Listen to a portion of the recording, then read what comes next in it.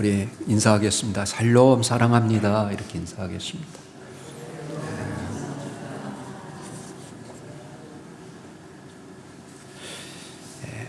보라 이 사람이로다. 오늘 5절 말씀을 중심으로 주님의 이 고난주간 주의 십자가의 고난을 생각해 보겠습니다.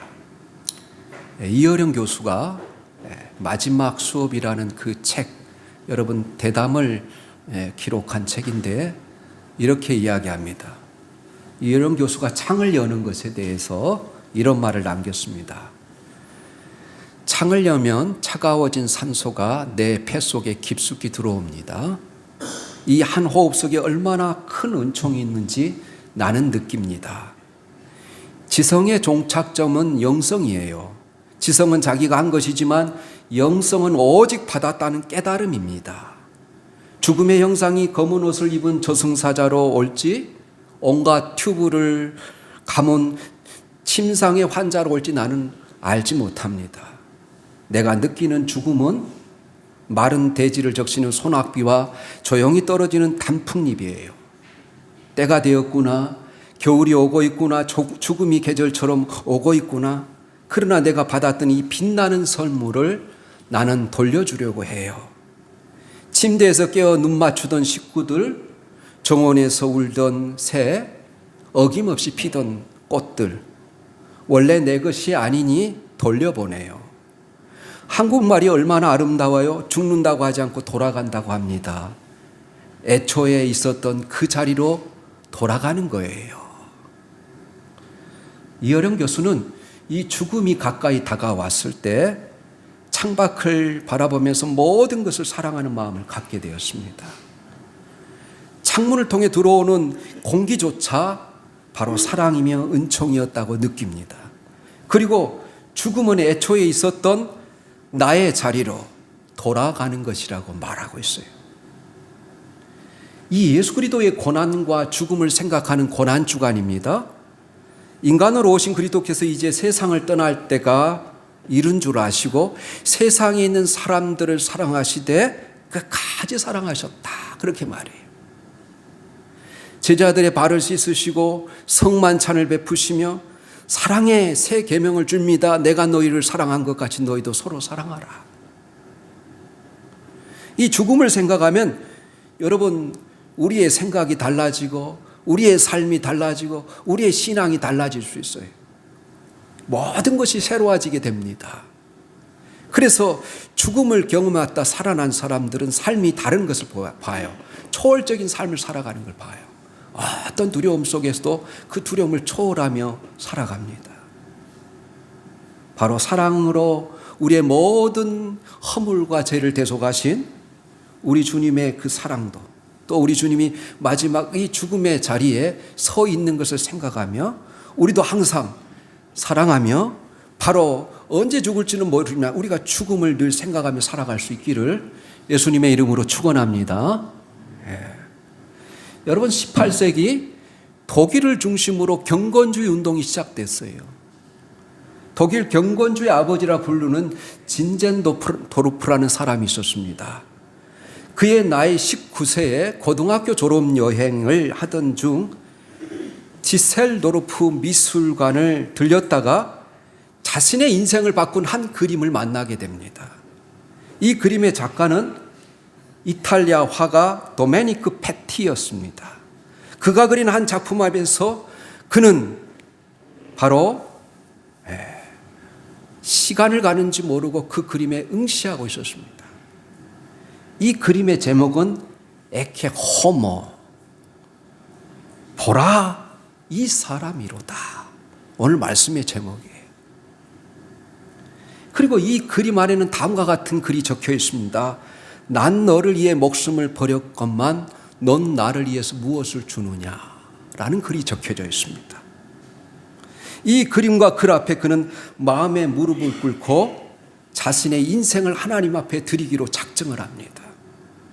보라 이 사람이로다. 오늘 본문 5절에서 누가 한 말입니까? 빌라도가 한 말이에요.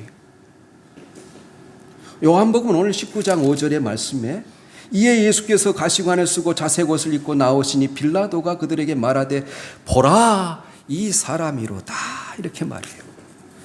여러분, 빌라도라는 이 빌라도 총독이 아무 생각 없이 무의미하게 던진 이 한 말이 지금도 수많은 인류를 깨우는 영적인 메시지가 되고 있습니다. 성경에 저자이신 이 성령님은 우리를 향해 그리고 인류를 향해 지금도 이 메시지를 전달하고 계십니다. 보라 이 사람이로다. 이 사람을 바라보라 그렇게 말해요. 그렇다면 이 빌라도가 외쳤던 그분은 당시의 상황에서 도대체 누구였습니까? 또 그리고 우리의 상황에서 그는 누구십니까? 그가 도대체 누구기 때문에 우리는 그를 아직도 주목해야 하는 것일까요? 우리는 언제나 그분을 바라보아야 하는 것일까요? 오늘 여러분 요한복음의 첫 번째로 그분은 채찍에 맞으신 예수님이라고 증거하고 있어요. 1절입니다. 이에 빌라도가 예수를 데려다가 채찍질하더라 그렇게 이야기해요. 여러분, 이 채찍질이라는 말은 말이 그래서 그러지 상상을 초월한 고통이었습니다. 3세기 역사가 이 에우세비우스는 이 형벌에 대해서 이런 기록을 남겼습니다. 이 채찍질을 당하는 사람은 정맥이 밖으로 튀어나오고 근육과 창자의 일부가 노출되곤 합니다. 이렇게 고백했어요. 왜냐하면 3겹 이상으로 엮어진 가죽 채찍질에는 무수한 뼈 조각들이 박혀 있었고 39가닥으로 엮어진 쇠구슬도 달려 있었다고 합니다. 이런 채찍으로 제수를 기둥에 묶어 놓은 채 어깨에서 허리까지 사정없이 내리쳐 죽기 직전까지 실신 상태를 만드는 거예요.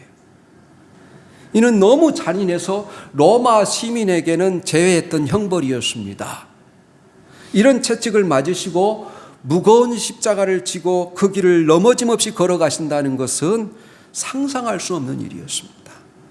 그래서 유대인들은 이런 채찍을 40에 하나 감함에 39번으로 제한했지만 바로 로마인들에게는 이런 제한도 없었습니다.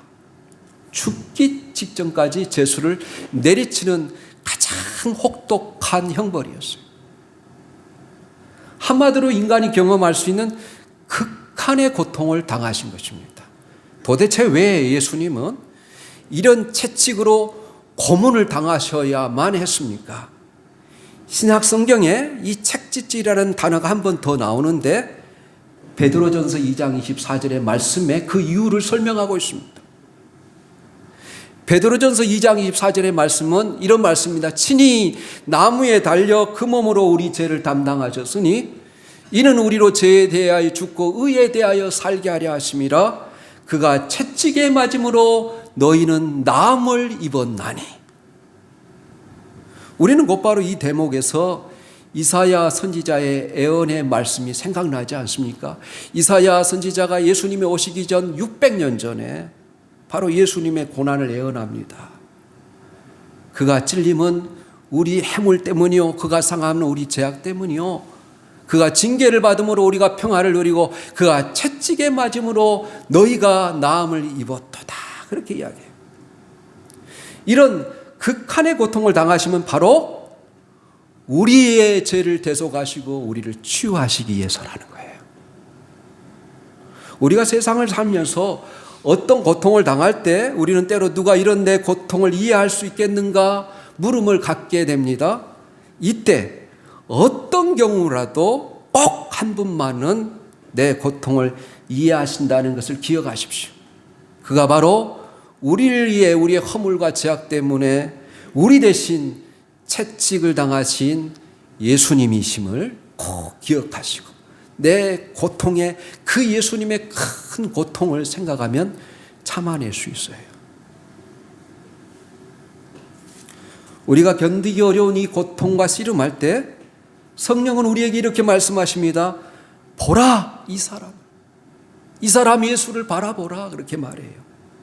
그는 우리가 당하는 어떤 고통보다 더한 채찍의 고통을 당하셨음을 기억하십시오. 그리고 그분은 이 세상에 계실 때 고통당하는 사람들을 결코 외면하지 않으셨습니다. 그는 우리를 불쌍히 여기시며 때로는 말씀으로, 때로는 그의 손을 얹어 우리를 치유해 주시는 분이십니다. 그래서 예수님의 사역 가운데 가장 많은 사역이 사람을 치유하는 사역이에요. 성경은 우리의 고통을 이해하고 그 고통을 담당하신 그분, 예수께 나아가 그분의 손을 대는 자마다 다 나음을 얻었도다 증언하고 있습니다. 그가 채찍에 맞으시고 고통당하신 이유는 우리를 치료하기 위해서, 우리를 치유하시기 위해서. 그러므로 여러분, 어떤 고통 가운데 있다 할지라도 예수님의 십자가를 바라보시기를 바랍니다. 둘째로, 오늘 여러분 요한복음의 두 번째로 이야기하는 것은 그분은 우리 때문에 조롱당하셨다는 거예요. 2절 3절입니다. 군인들이 가시나무로 관을 엮어 그의 머리에 씌우고 자색 옷을 입히고 앞에 가서 이르되 유대인의 왕이여 평안할지어다 하며 손으로 때리더라, 이렇게 되어 있어요. 군인들이 무엇을 하고 있습니까? 예수님을 조롱하고 있습니다. 머리에 씌운 가시관의 그 왕관, 그리고 자색옷은 다 예수님을 조롱하기 위해서 만든 장치들이었어요. 네가 과연 유대인의 왕이로구나, 이런 조롱으로 예수님은 육체적으로 심한 고통을 당하셨을 뿐만 아니라 정신적으로 감내하기 어려운 고통까지 감당하고 있었습니다. 마태는 이들의 행동이 분명한 조롱의 의도가 있음을 밝히고 있습니다. 마태복음 27장 41절 42절 말씀입니다. 그와 같이 대제사장들도 서기관들과 장로들과 함께 희롱하여 이르되 그가 남은 구원하였으되 자기는 구원할 수 없도다. 그가 이스라엘의 왕이로다. 지금 십자가에서 내려올지어다. 그리하면 우리가 믿겠노라 하면서 조롱했어요. 여러분, 조롱과 모욕처럼 우리의 자존감을 상하게 하는 것이 무엇일까요? 그가 왜 무엇 때문에 이런 조롱의 대상이 되어야 한단 말입니까? 그 이유는 명백합니다. 우리로 조롱받지 않게 하기 위해서. 우리가 예수 믿고 누리는 가장 현저한 축복 중에 하나는 예수 그리스도를 믿음으로 말미암아 우리의 자존감이 살아나는 거예요. 이렇게 말합니다. 이사야 선지자는 네가 내 눈에 보배롭고 존귀하여 내가 너를 사랑하였은즉. 이사야 43장 4절에. 이 음성을 들었기 때문입니다. 그렇다면 이제부터 우리의 삶은 세상에서 조롱당하지 않는 당당한 삶이어야 하겠습니다. 그런데 과연 우리는 그런 삶을 살아내고 있습니까? 예수님을 믿고 예수님을 주인으로 영접하여 사는 우리가 예수님의 아름다운 모습이 아닌 예수님의 그 왜곡한 세상 사람들과 똑같은 모습으로 하루하루를 살아가고 있지는 않습니까? 우리로 조롱당하지 않도록 십자가에서 우리 대신 조롱받으신 예수님이 다시 우리의 잘못된 덧칠된 인생으로 인해 조롱받고 계신 것은 아닌가요? 예수님, 그분은 누구십니까? 그는 우리로 인해 아직도 조롱받고 계시는 예수님이시라는 거예요. 셋째로, 그는 십자가에서 죽으셨습니다. 16절의 말씀입니다.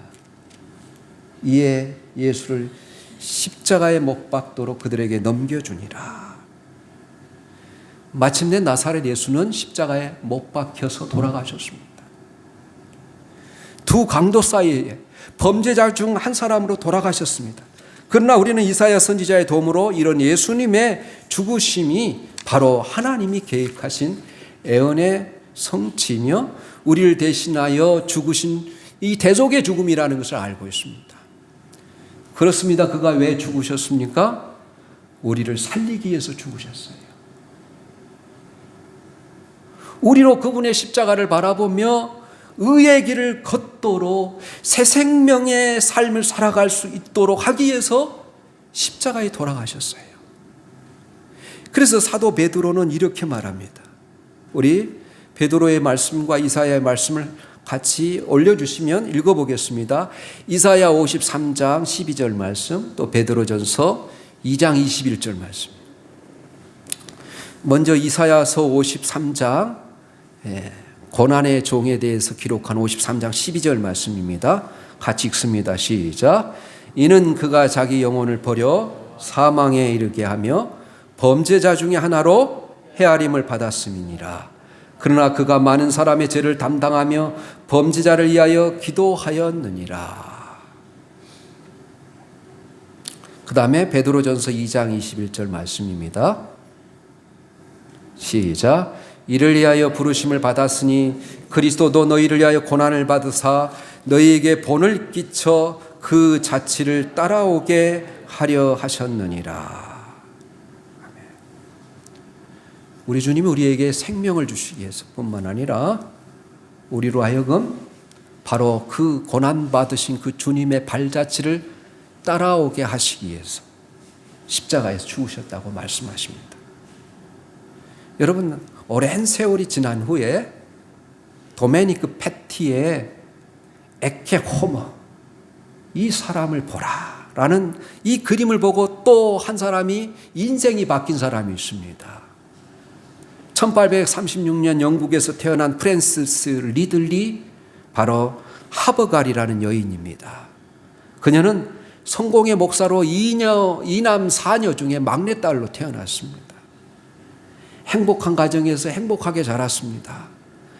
어머니가 병으로 별세하는 계기로 그녀는 15살 되던 해 자신의 부친과 재혼한 여인을 만나 신앙에 대해서 이야기하다가 지금 네가 예수를 믿지 못하는 어떤 이유라도 있느냐, 이 도전을 받고 예수님을 영접하게 됩니다.